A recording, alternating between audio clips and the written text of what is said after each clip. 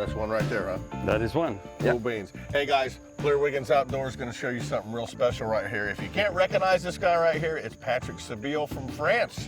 And he's got a new lure company out there, correct? Yeah, Bienville. Cool beans. And I'm a proud American. And as a proud American, I'd like to harvest some mushrooms with you. We are going to show you something very special. He has a knack for mushrooms. And I've learned something I've never thought I'd ever learn in my life, but there is mushrooms in Florida that are good to eat. Patrick, tell us about them, or tell them about them. Yeah, I mean, many of them. Actually, there's 1,200 different type of mushroom in Florida. 1,200. 1,200. A few are deadly, oh no. I understand that scares lots of people, and that's right to be scared. Now, I have a tip, is that there's one family that's super easy to recognize, that's very common, that have some that are okay, some are good, some are great, some are fantastic, and none of them are really dangerous. The only one that potentially can get you some sickness, smells bad, looks weird. So when you go in those harvests, like we have here, I mean, look, we already have a few pounds. What you want to look is below, and what you want to see is that family have many, many holes below. So it looks like a sponge underneath. Yes, it does.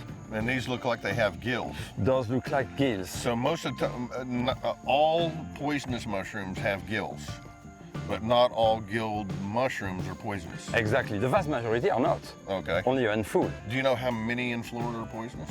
I don't know exactly, but I think the really dangerous ones are like deadly ones. It's only like a dozen out of 1,200. Cool.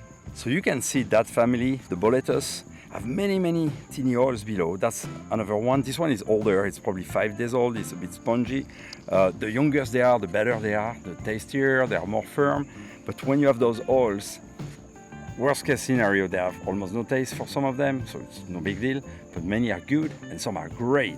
And the only one that's potentially a bit dangerous, actually you recognize it, it's very red and it smells very bad. And I never found one in my life, so it's very rare. That's a great thing. Is that the stink corn or something I saw? Or It's Satan boletus. That's because it smells bad, it smells sulfur very bad. So again, never find it, so rare. That's weird. That kind of feel, I don't even know what it feels like. I guess it feels like a mushroom. That's mushrooming. So you got this one. So here we have a couple of mushrooms going. This is what they look like out in the woods, and we're actually we're by the lodge here in Bienville Outdoors, and I mean they're right here. So compared to the mural mushrooms that they get up north, they kind of look like a little palm tree with no branches on them. But do these compare in taste to them? Do they all have kind of a same familiar taste? So actually you have a wide range of taste in the mushrooms, and people may think, oh yeah, mushroom is mushroom. Well, not exactly. And that's why, for example, in that boletus family, some have very little taste, very, very mild. Some have more present taste, but you can go all the way to the choice. Especially in that family, the choice typically have a very wide feet, like very wide. And those are absolutely delicious. If you want to compare them for an idea to a regular mushroom, it's like if you have the meat from a burger that you want to compare with a Wagyu beef. Oh, like a Wagyu beef or yes, something? Okay. It's that kind of difference. When you go in the choice, they are incredibly good. Actually, in Europe, it's very expensive. We are getting wet. Camera's getting wet. We'll see y'all inside. Yes, a nice one. And you can have a straight knife, but a curved knife is better. You just cut the feet. You leave the stern in the ground. It brings no sand. There you go. Actually, the whole feet stays in the ground when I cut it. Here you go. You can keep the feet, they're good as well. That mushroom, when you see that color, is already probably 5 days, still edible. The best taste is when you harvest those that just grew up a day or two ago. They're smaller and they are very firm. The firmer they are, the better the taste.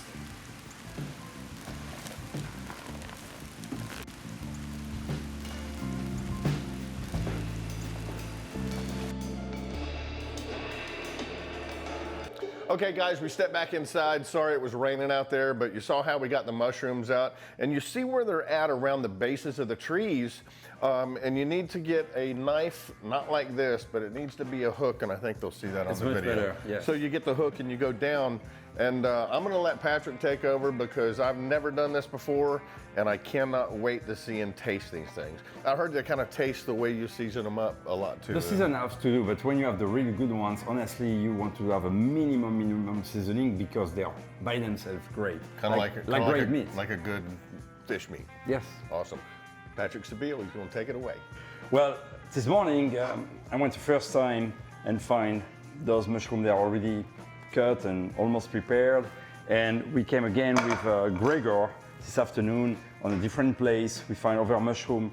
Those from this morning were very fresh. They just grew the last 1 or 2 days.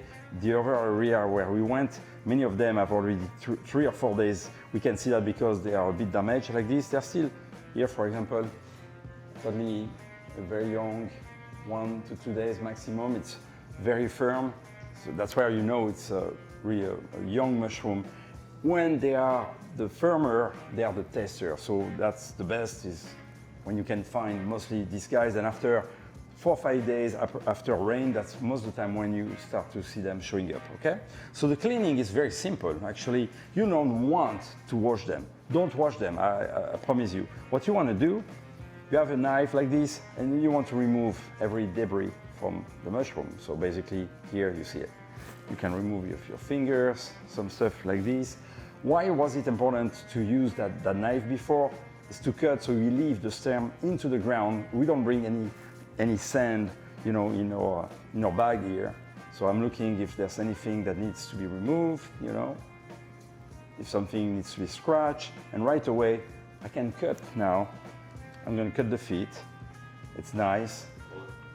So when I just cut, it's yellow, and within a second, it depends species, but this one turns blue. It's normal. Don't be afraid of that at all. It's normal. And now I'm going to cut a few pieces. Think that the mushroom will reduce. They have a lot of water inside. So don't cut the pieces too small, because if you make them very small, then that's going to be super tiny. So that's probably the smallest size that you want to have. Size like this. Again, I look, the feet needs a little cut here, but it's pretty clean. Pretty clean mushroom. Cut the feet is good. You don't want to keep the feet if they are very porous. Here's one. When it's very porous, there's a lot of oil inside, we get rid of the feet. When you have a small head like this, that's a great size. You just can leave it like that. That makes one bite. It's beautiful.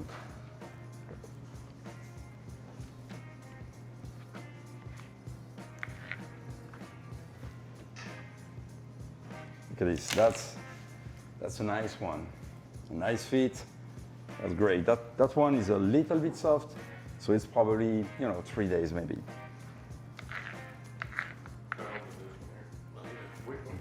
Yeah, you see here, that one was a bit damaged. Look, they get very quickly dark, you see? Just after cutting, look at that. Yellow, look, yellow, blue, blue, blue, blue. Got quickly bluish. And that's okay. Don't be afraid of that at all. It's good.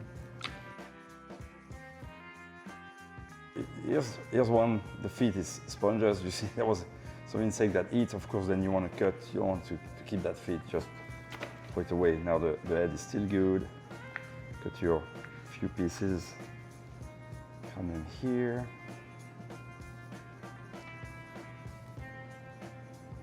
Return. Beautiful. I love this one.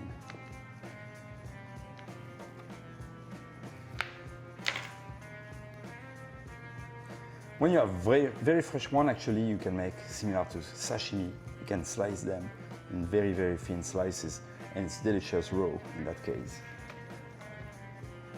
Ooh, that one is super spongy. There you go. The main thing is you don't want them to be crunchy. You want to make sure there's no sand. All right, last one.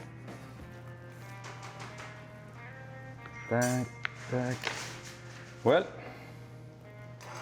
look. This is the harvest of the day. There's plenty to make my friends and myself happy. Blair, you ready? Let's go cook them now. Perfect. All right, cool. The preparation. I like to have some fresh garlic. In a perfect world, I like to have fresh parsley. We don't have here today, so parsley anyway. Best oil to go with is olive oil. You still can have cooking oil again. We pick up what we have. You can highlight the taste as adding some garlic salt. That's it. Nothing else. Don't try to make it complicated. Stick to that, and I think you'll have a good time eating those beautiful wild mushrooms you just harvested yourself. Actually, it's a great activity to do with the family. You know, mom, dad, and the kids all together looking for the mushrooms. It's really cool. It's like kind of, you know, harvesting little treasures from the nature that you can eat together. When using the fresh parsley, and that's not just because of the mushroom, but for almost everything, it's much better to add your parsley only 2 or 3 minutes before the end of the cooking. And actually, when you put the parsley way too early in the cooking, well, what happens is the parsley can kind of break down and you lose some of the finesse and the taste of the parsley. And I know it might sound crazy, but give it a try. Et voilà! Let's go about medium. Then I put my oil. Prefer oil be olive oil. Some salt.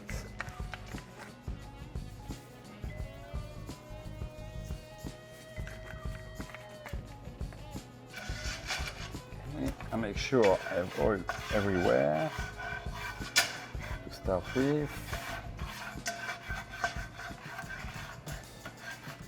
So there are several approaches when you cook your mushroom, and the different approaches depend also on your taste. Some people like to have them cook for a long time. Some people like to cook them for a short time. Actually, I like both. It depends what I do. It depends also a bit the mushroom. So earlier on, I showed you I have made 2 harvests today. This morning in one area where the mushroom just grew up probably the past couple of days, so they were very firm. And those, I will cook them a short amount of time. Now, when we went this afternoon with Gregor to another place with big trees, the trees probably took most of the water, and I think that's why the mushroom we find there are more likely 5 days old. These will need, to my taste, a bit longer cooking. That's why I'm using 2 different pans. I'm separating the cookings, and that will create a bit 2 different experience of the same mushrooms, the same day harvest, but some younger, some older. So I'm putting my beautiful mushrooms that are only about 2 days old.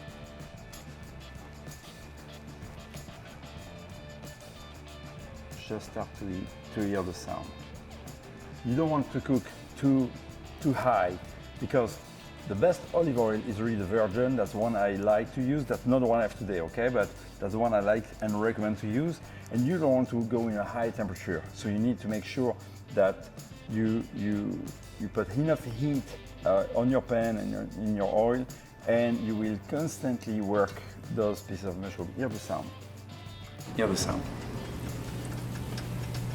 Now I can add the other mushrooms.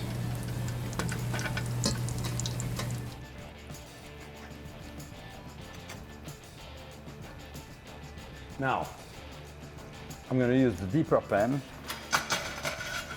Same thing, nothing different really, but 2 different edges of mushrooms. Right. When I can see that now the mushrooms are taking the heat, now I'm gonna add my garlic.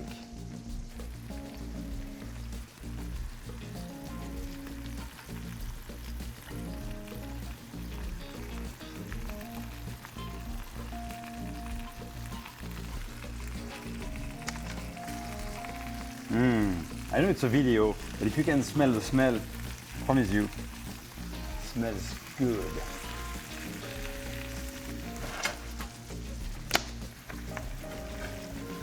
So I prefer to start with very little oil, and little by little I add more oil.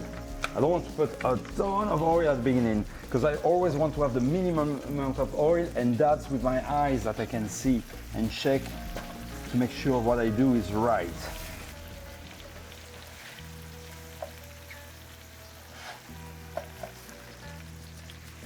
So you can see the first pan, you can see they start to reduce. They've already lost probably 15% of the volume.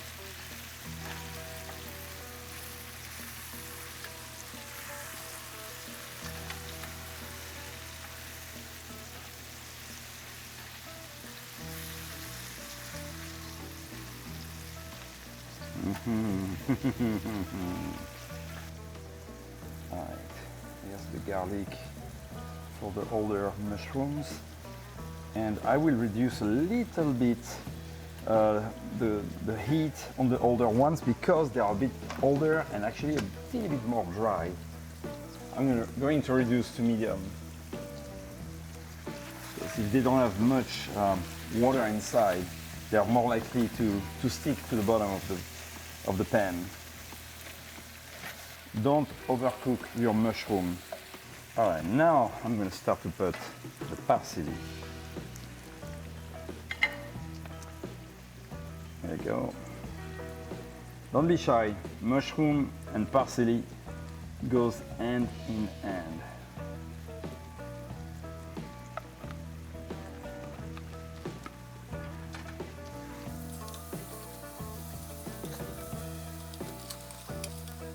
So you see the reduction is ongoing.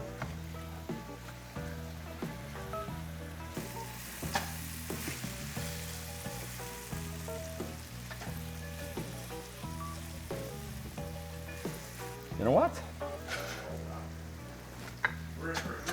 Here we are. That is it. Let's go eating. Let's call our good friend Blair, because he told me in his entire life here in Florida, he never ate wild Florida mushrooms. So I'm so proud that he's gonna eat the mushroom I harvested with Gregor and that I cooked right now. Let's see his Blair reaction. Blair. It's time, huh? Time to give it a try. So we have the two different mushrooms. I mean, same mushroom, of course. Those I found close to the lodge here in Bienville plantation, which definitely just grew up like the last couple of days. And those that we found this afternoon in a different place with a lot of oak trees where the ground was more dry, and those were more like 5 or 6 days older. And they were both, some of them were more mushy, that's why we removed some of the spongy part on some, and some were more drier. So that's why I choose to cook them in a deeper pan with less heat. So I'm gonna give you one of these, one from here, and they will have some differences. So what do you think, guys? Florida mushrooms right here. Oh, they're pretty, like, gelatiny. Yes, those from this afternoon. So mushrooms that are probably 5 days old. No, I've had those mural mushrooms from up north. I was asking about those earlier. Much better. I like these much better. I really do. And I don't know if it was the way they were cooked or not, but these are much better than those.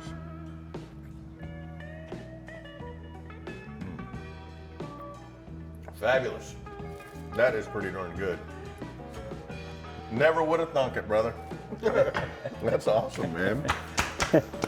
Hey, you can teach an old dog new tricks, that's for sure. Patrick Sébile, great job. The mushrooms are awesome. We're gonna get everybody in here and have them taste them and see what they think as well. I tell you what, when they come out of the ground and you see the little earwigs going in and out of them, it's kind of nasty looking, but the taste makes up for anything that you see when you're picking them. Trust me, those are delicious. I can't wait to eat another batch of them. They are delicious. Good job, brother. Thank you. That's awesome. Thank you very much. That is awesome.